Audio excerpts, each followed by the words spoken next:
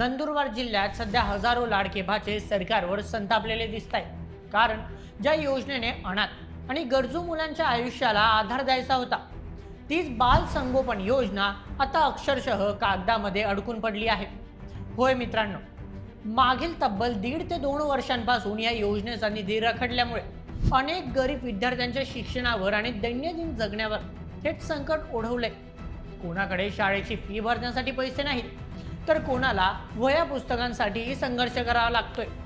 परिस्थिती इतकी बिकट झाली आहे, काही पालकांना आता मुलांचं शिक्षण अर्धवट सोडण्याची भीती वाटू लागली आहे. एकीकडे सरकार लाडकी बहीण योजनेतून कोट्यावधी रुपयांचा निधी वाटत असल्याच्या घोषणा करते, तर दुसरीकडे खरंच आधाराची गरज असलेल्या या गरीब आणि अनाथ मुलांच्या हक्काचा पैसा मात्र महिनोमहिनी अडकून पडल्याचं वास्तव समोर येते. त्यामुळे आता नंदुरबार जिल्ह्यात प्रशासन आणि सरकार विरोधात तीव्र संतापाची लाट उसळताना दिसत आहे. परंतु अखेर हा बाल संगोपन निधी नेमका का रखडला? नियमांचा घोळ आहे की प्रशासनाचा अलगर्जीपणा? या हजारो विद्यार्थ्यांना त्यांच्या हक्काचे पैसे नेमके कधी मिळणार? आणि सर्वात महत्त्वाचे म्हणजे सरकार आता या प्रकरणावर काही ठोस निर्णय घेणार का?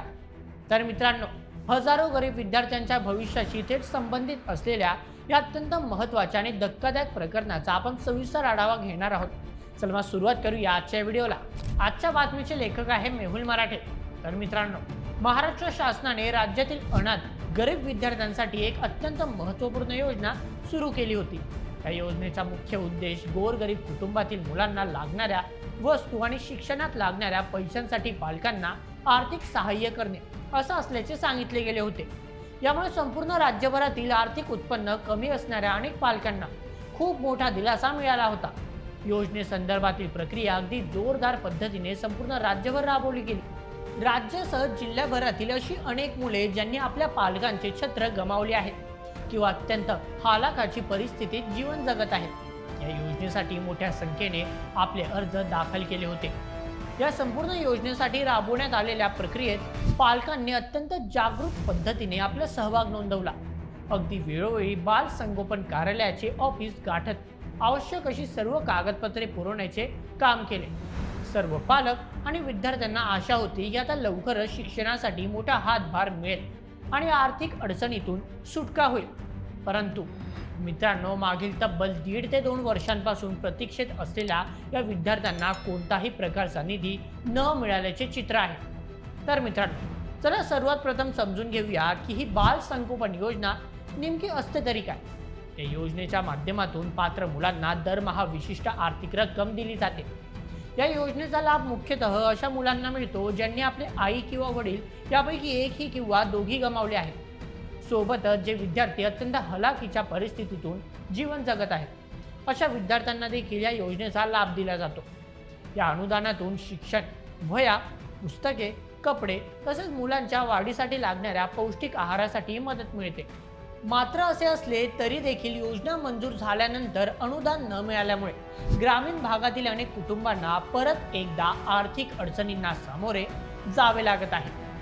पालकांकडून वारंवार नंदुरबारमधील महिला व बाल विकास विभागाच्या कार्यालयात पाठपुरावा केला जातोय. प्रत्येक वेळी काम मंजूर झाले आहे, निधी आला की पैसे मिळतील अशी उडवाउडवीची उत्तरे अधिकाऱ्यांकडून देण्यात येतात.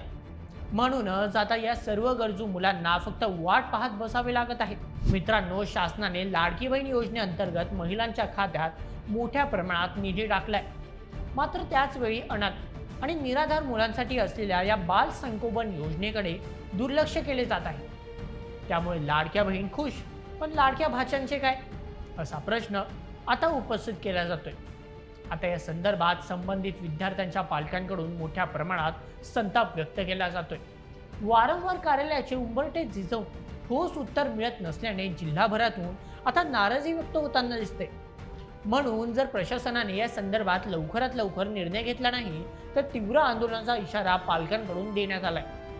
जिल्हा बाल विकास अधिकारी संजय पाटील या संदर्भात बोलताना म्हणाले की मागील एप्रिल 2025 पर्यंतचे अनुदान सर्व लाभार्थ्यांना देण्यात आले आहे.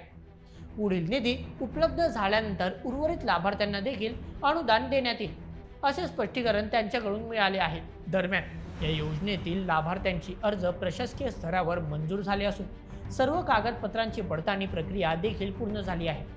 मात्र सरकारकडून निधी येत नसल्याने प्रत्यक्ष अनुदान वितरण प्रक्रिया रखडली आहे. म्हणूनच अनेक लाभार्थी मागील 1.5 ते 2 वर्षांपासून प्रतीक्षेत असून अजूनपर्यंत एकही हप्ता मिळालेला नाही. तर चला आता जाणून घेऊया की योजनेतील लाभार्थ्यांच्या या संदर्भात नेमका कोणत्या मागण्या आहेत. सर्वप्रथम थकीत अनुदान तात्काळ द्या. ज्या लाभार्थ्यांचे अनुदान मंजूर झाले आहे आणि सर्व कागदपत्रांची प्रक्रिया देखील पूर्ण झाली आहे अशा सर्व लाभार्थी विद्यार्थ्यांना तात्काळ अनुदान वितरित करा. काही तांत्रिक अडचणी आल्यास त्या स्थानिक पातळीवर सोडवल्या पाहिजे अशी स्पष्ट मागणी आता लाभार्थी करत आहेत. द्वितीय, नवीन प्रक्रिया जलद गतीने सुरू करा. आता या संदर्भातील नवीन प्रक्रिया जलद गतीने सुरू करू. लाभार्थ्यांना वेळेत निधी मिळवण्यासाठी स्वतंत्र यंत्रणा उभारावी अशी मागणी देखील आता होत आहे. दरम्यान या प्रकरणावर काही पालकांनी अत्यंत संतप्त प्रतिक्रिया दिल्या आहेत. त्यांचे असे म्हणणे आहे की मंजुरी मिळवून आता वर्ष उलटले तरी अद्याप एकही हप्ता खात्यावर जमा झालेला नाही. मुलांच्या शिक्षणासाठी या पैशांची फार गरज आहे. प्रशासनाने तातडीने लक्ष देऊन थकीत अनुदान वर्ग करावे, अन्यथा आंदोलन करण्याशिवाय आमच्याकडे दुसरा पर्याय नाही असा सरळ इशारा या संदर्भात देण्यात आलाय. म्हणूनच आता जिल्हा प्रशासन आणि राज्य सरकार या प्रकरणावर कोणता निर्णय घेतात हे पाहणे देखील तितकेच महत्त्वाचे ठरेल. तर मित्रांनो, ही होती संपूर्ण माहिती सध्या नंदुरबार जिल्ह्यात रखडलेल्या बाल संगोपन योजनेसंदर्भातील. या संपूर्ण प्रकरणावर तुम्हाला काय वाटतं? आता या गरीब विद्यार्थ्यांना त्यांच्या हक्काचे पैसे कधीपर्यंत मिळणार? तुमचं मत आम्हाला कमेंटमध्ये नक्की कळवा आणि अशाच व्हिडिओसाठी सबस्क्राईब करा बोल MH आपल्या यूट्यूब चॅनलला. धन्यवाद.